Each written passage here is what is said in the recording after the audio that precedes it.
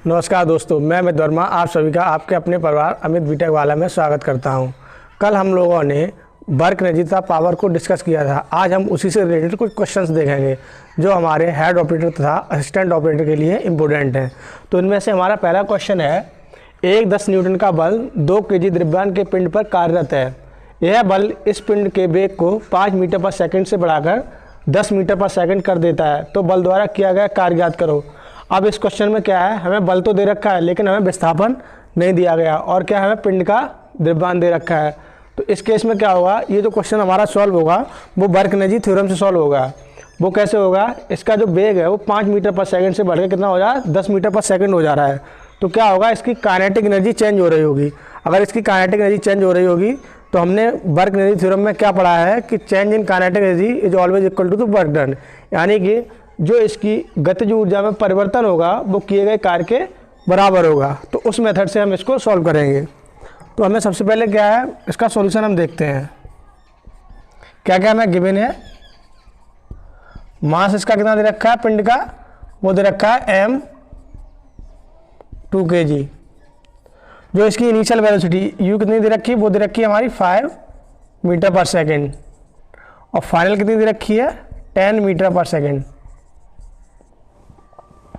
और जो फोर्स दे रखा है वो कितना दे रखा है 10 न्यूटन का दे रखा है। इसका हमें कोई काम नहीं है। अगर ये फोर्स 10 न्यूटन ना दे के केवल F दिया होता तब भी हम वर्क डन निकाल लेते। तो हमें सिंपली क्या करना है, इसकी काइनेटिक एनर्जी यानी गतिज ऊर्जा में कितना परिवर्तन हुआ है उसको कैलकुलेट करना। अगर हम वो कैलकुलेट कर पाए तो वही किए गए कार्य के बराबर होगा। तो हम देखेंगे, तो हमें क्या निकालना है, गतिज ऊर्जा में परिवर्तन।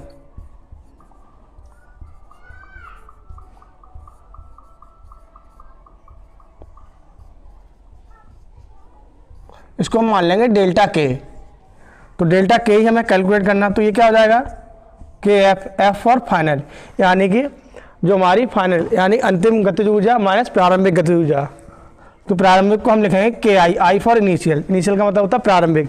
तो अंतिम गतिज ऊर्जा में से हम प्रारंभिक गतिज ऊर्जा अगर घटा देंगे तो हमारी क्या आ जाएगा, गतिज ऊर्जा में परिवर्तन आ जाएगा। तो अंतिम गतिज ऊर्जा होगी कितनी, हाफ एम, और अंतिम वेग क्या है बी स्क्वायर, माइनस प्रारंभिक कितना आ जाएगा हाफ एम, और प्रारंभिक वेग क्या हमारा यू स्क्वायर।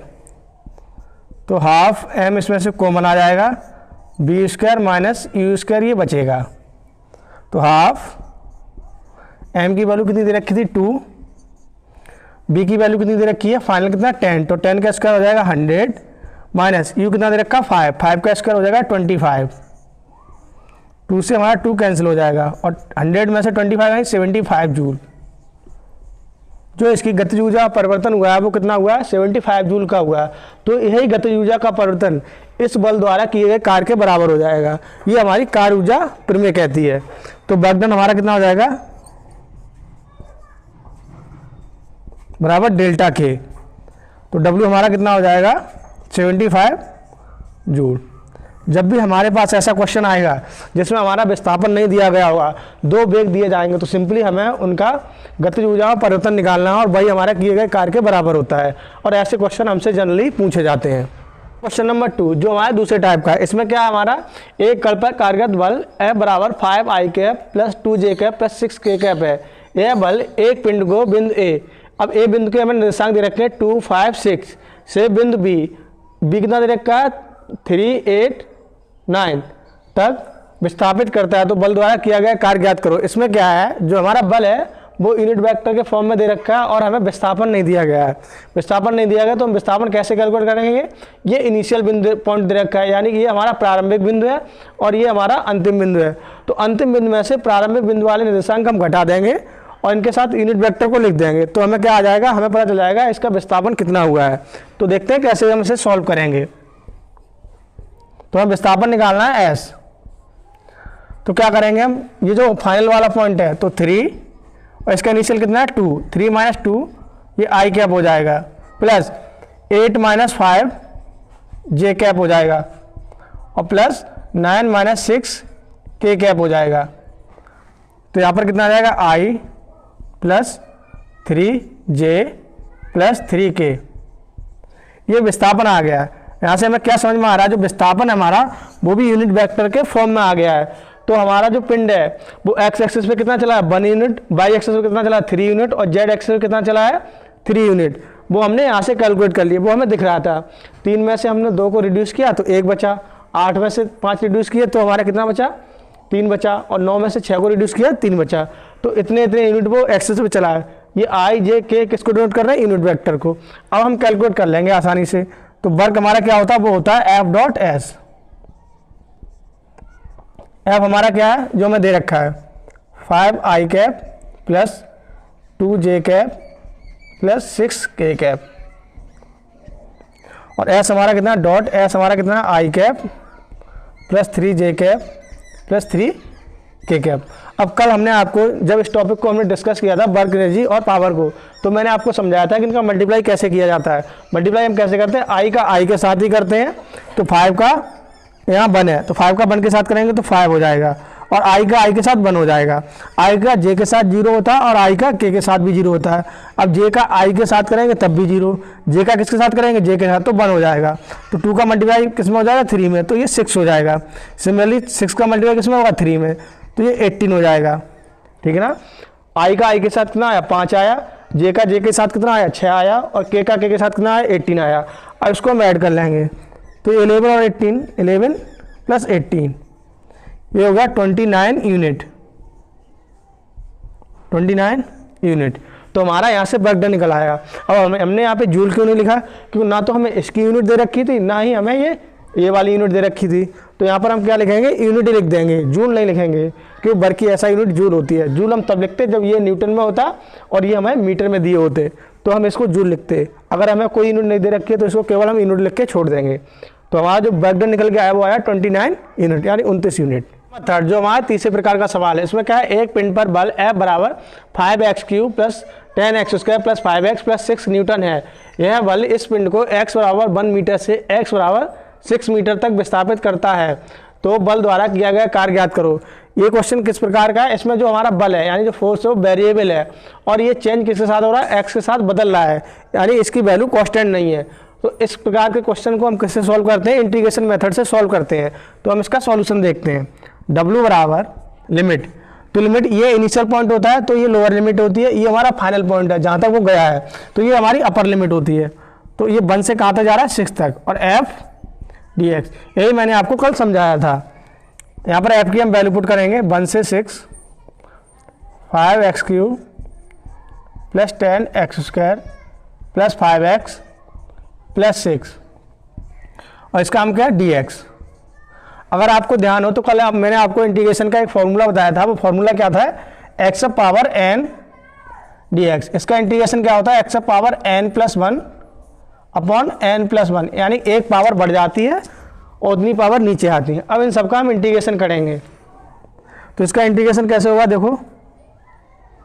तो W बराबर, अब ये 5x³ है तो हम पहले इन्हें अलग अलग कर लें चाहे तो, 1 से 6 5x³ dx प्लस 1 से 6 10x² dx प्लस लिमिट 1 से 6 5x dx प्लस लिमिट 1 से 6 dx 5x³ dx। अब यहाँ पे क्या हो जाएगा 5 और x पावर कितनी 3 है, उसके हिसाब से तो x पावर कितनी हो जाएगी 4 हो जाएगी, और नीचे भी 4 आएंगे तो एक पावर बढ़ जाएगी, और लिमिट हमारी कितनी है 1 से 6 है। प्लस यहाँ पर कितना आएगा 10x³ अपॉन 3, नीचे भी 3 आएगा, और लिमिट हमारी 1 से 6 है। सिमिलरली यहाँ पे कितना आ जाएगा 5x² अपॉन 2, और लिमिट हमारी कितनी है 1 से 6 है, और यहाँ पर कितना हो जाएगा 6x, और लिमिट हमारी कितनी है 1 से 6 है। अब यहाँ पर देखो 5, पहले अपर लिमिट लगाते हैं, तो 6 है, 6 से पावर 4 हो जाएगा, तो इसे हम लिख सकते हैं 36 मल्टीप्लाई 36 अपॉन 4 माइनस 5 अपॉन 4 हो जाएगा। ये 5 अपॉन 4 कैसे किया, जब हम 1 रखेंगे तो 1 अपॉन 4, तो ये 5 अपॉन 4 बचेगा, प्लस ये हो जाएगा 10 और ये 36 इंटू 6।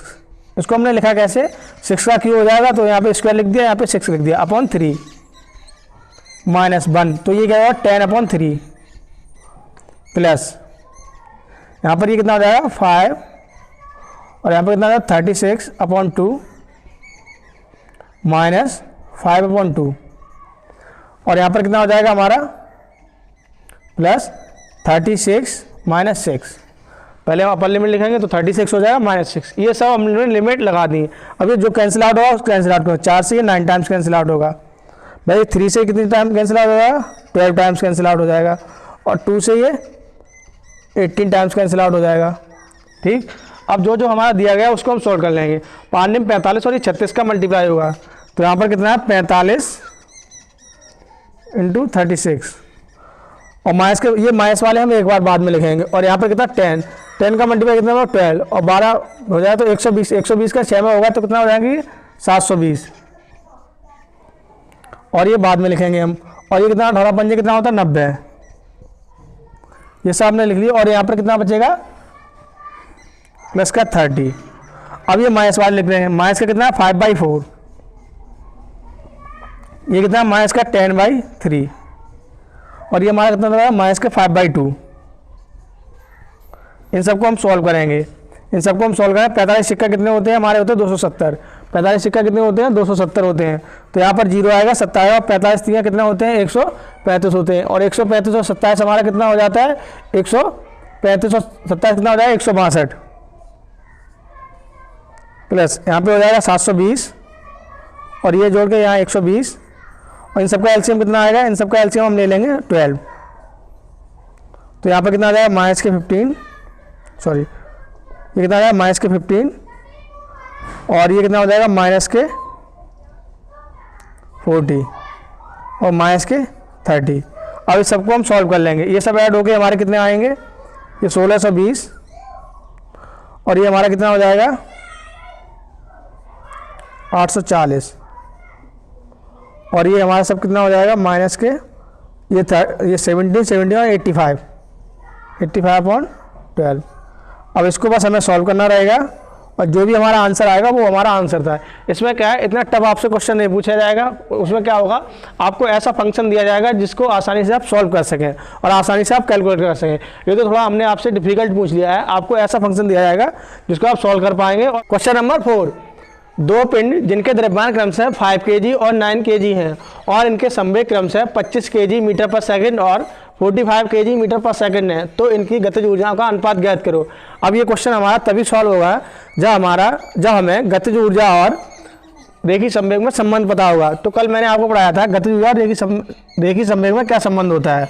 तो मान लेंगे द्रव्यमान m1 कितना दे रखा है 5 kg दे रखा है और m2 हमारा कितना दे रखा है 9 kg दे रखा है और पहले का संवेग मान लेंगे P1 हमें कितना दे रखा है 25 kg मीटर पर सेकंड दे रखा है और P2 हमें कितना दे रखा है वो दे रखा है 45 kg मीटर पर सेकंड दे रखा है।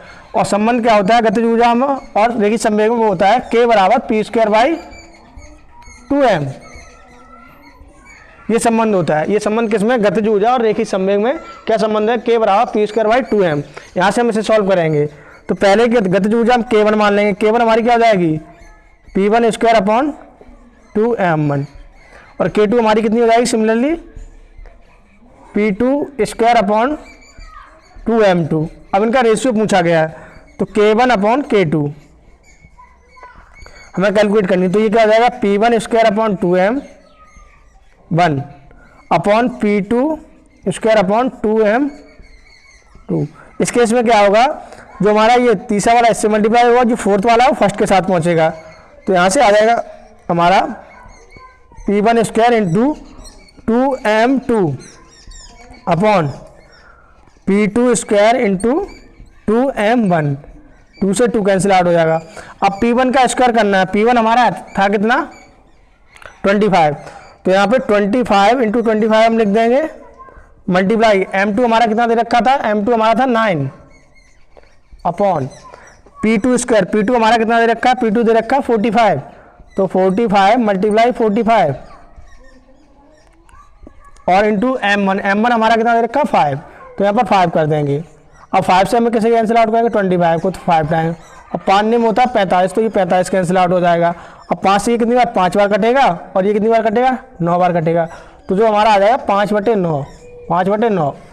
तो जो हमारा अनुपात निकल के आया K1 रेशियो K2 वो आ गया 5:9, 5:9। और यही इस क्वेश्चन का सॉल्यूशन है। तो हमें क्या, गतिज ऊर्जा और रेखीय संवेग में अगर संबंध पता है तो इस क्वेश्चन को हम सॉल्व कर लेंगे। तो इसका सॉल्यूशन क्या निकल गया है, K1:K2, यानी पहली गतिज ऊर्जा अपॉन दूसरी गतिज ऊर्जा, ये कितनी है 5:9, और ये इसका सॉल्यूशन है। 5, एक सरल लोलक जिसके धागे की लंबाई 5 मीटर है क्षैतिज अवस्था से छोड़ा जाता है। जब लोलक अपने निम्नतम बिंदु पर होगा तो लोलक का वेग क्या होगा। ये क्वेश्चन हमारा किसका है, एनर्जी कंजर्वेशन से रिलेटेड है, एनर्जी कंजर्वेशन से रिलेटेड है। अब हम इसका सॉल्यूशन देखेंगे। इस टाइप के क्वेश्चन जनरली हमसे पूछे जाते हैं। तो जैसा क्वेश्चन में बोला गया वैसा ही हम करेंगे। सभी लोग सरल लोलक को जानते होंगे। इसमें क्या होता है, एक द्रव्यमान, एक क्या होता है हमारा लोलक होता है, एम द्रव्यमान का लोलक होता है जो एक रस्सी यानी धागे की सहायता से बना होता है, ठीक है। और जो अपने इस बिंदु के प्रति क्या करता है, आवर्त गति करता है, यानी सरल आवर्त गति करता है, ठीक है। तो ये सरल लोलक है जिसके धागे की लंबाई हमें कितनी दे रखी है, 5 मीटर दे रखी है, और ये हॉरिजॉन्टल यानी क्षैतिज अवस्था से छोड़ा जाता है। तो ये ऐसे करके गति करेगा। तो हमसे कहा गया जब ये अपने निम्नतम बिंदु पर होगा, ये इसकी मीन पोजीशन भी कहलाती है। जब ये अपने निम्नतम बिंदु पर होगा फिर ये आगे ऐसा चला जाएगा। तो जब ये अपने निम्नतम बिंदु पर है तब इसका वेग क्या है, ये हमें कैलकुलेट करना है। ये क्वेश्चन वैसे तो दिखने में हमें डिफिकल्ट लग रहा है, लेकिन अगर इसका हमें मेथड पता है तो ये एक लाइन में सॉल्व हो जाएगा। इसकी लंबाई कितनी दे रखी है, 5 मीटर दे रखी है। तो इसमें क्या लगेगा, एनर्जी कंजर्वेशन लगेगा। वो कैसे, ये लोलक जब यहाँ पर था तो इसके पास क्या थी, पोटेंशियल एनर्जी थी, यानी स्थितिज ऊर्जा थी। जब ये लोलक मोशन करते हुए अपने न्यूनतम बिंदु पर आया तो इसकी जो स्थितिज ऊर्जा है वो किस में कन्वर्ट हो चुकी है, वो इसकी टोटली गतिज ऊर्जा में कन्वर्ट हो चुकी है। और जब ये लोलक मोशन करते हुए आगे इस बिंदु पर पहुंचेगा फिर से इसकी गतिज ऊर्जा किस में कन्वर्ट हो जाएगी, स्थितिज ऊर्जा में कन्वर्ट हो जाएगी। तो हमें केवल इन दो बिंदुओं पर ध्यान रखना है। इसको हम H मान लेंगे। तो हमें कितनी दे रखी है, 5 मीटर की, क्योंकि ये वही धागा है जो यहाँ पर है। तो H 5 मीटर का दे रखा है। तो इसकी स्थितिज ऊर्जा कितनी होगी, कल मैंने बताया था U बराबर कितनी हो जाएगी, mgh। m क्या है, इस लोलक का मास है, जिसको जनरली हम m मान लेंगे। जो हमें दे रखा होता तब भी कोई बात नहीं थी, अगर नहीं दे रखा है तब भी कोई दिक्कत नहीं है। इसकी हमारी द्रव्यमान कितना m है, तो इसकी स्थितिज ऊर्जा कितनी है, mgh। अब यही स्थितिज ऊर्जा इसकी किस में कन्वर्ट होगी, वो हमारी कन्वर्ट हो जाएगी इसकी गतिज ऊर्जा में। गतिज ऊर्जा कितनी होती है, k, वो होती है हाफ mv²। और ये b कौन सा, ये b ये वाला वेग है। इस पॉइंट पे हम कैलकुलेट कर रहे हैं, इन दोनों को हम बराबर कर देंगे। हाफ mv² बराबर mgh। m से m कैंसिल आउट हो जाएगा और यहाँ पे क्या आ जाएगा, b² बराबर 2gh। तो b बराबर क्या आ जाएगा, √2gh। ये फॉर्मूला मैंने आपको कल भी बताया था। तो यहाँ पे कौन सा फॉर्मूला लगा, b बराबर √2gh। h की वैल्यू कितनी है, तो धागे की हमारी लंबाई है। तो b बराबर √2g की वैल्यू कितनी, हम 10 रख देंगे, और h हमारा कितना 5। तो ये कितना आ जाएगा, √100 आ जाएगा। √में कितना आ जाएगा, 100 आ जाएगा, और बाहर कितना आएगा 10 मीटर पर सेकेंड। तो जो लोलक है वो अपने निम्नतम बिंदु पर कितने वेग से गुजरेगा, 10 मीटर पर सेकंड के वेग से गुजरेगा। और यहाँ पर पहुँच के फिर से ये रुक जाएगा, फिर से ये वापस मोशन करते हुए ऐसे आएगा। इस गति को हम सरल आवर्त गति बोलते हैं।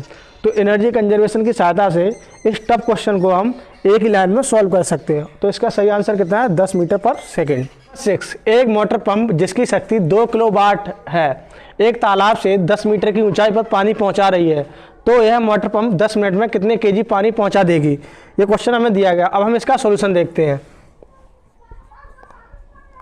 जो पंप है, पंप की शक्ति हमें कितनी दे रखी है, P, वो कितनी दे रखी है, 2 किलोवाट। 1 किलो में 1000 वाट होते हैं, तो 2000 वाट हो जाएगा ये। अब वाट का मतलब क्या होता है, जूल पर सेकेंड।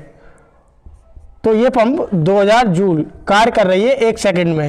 यही तो इसका मतलब हुआ, P बराबर 2 किलोवाट यानी 2000 वाट, और वाट का मतलब होता है जूल पर सेकंड। तो ये पंप 2000 जूल कार्य कर रही है 1 सेकंड में। अब हम मान लेते हैं m kg पानी पहुंचाएगी। पानी की मात्रा कितनी मान लेंगे हम, पानी की मात्रा m kg, और टाइम हमें कितना दे रखा है, 10 मिनट। मिनट को किस में कन्वर्ट कर लेंगे हम, सेकंड में। तो ये 600 सेकंड हो जाएगा। कितना हो जाएगा, 600 सेकंड। 600 सेकंड हमें टाइम दे रखा है, इतनी वो 1 सेकंड में इतना कार्य करती है।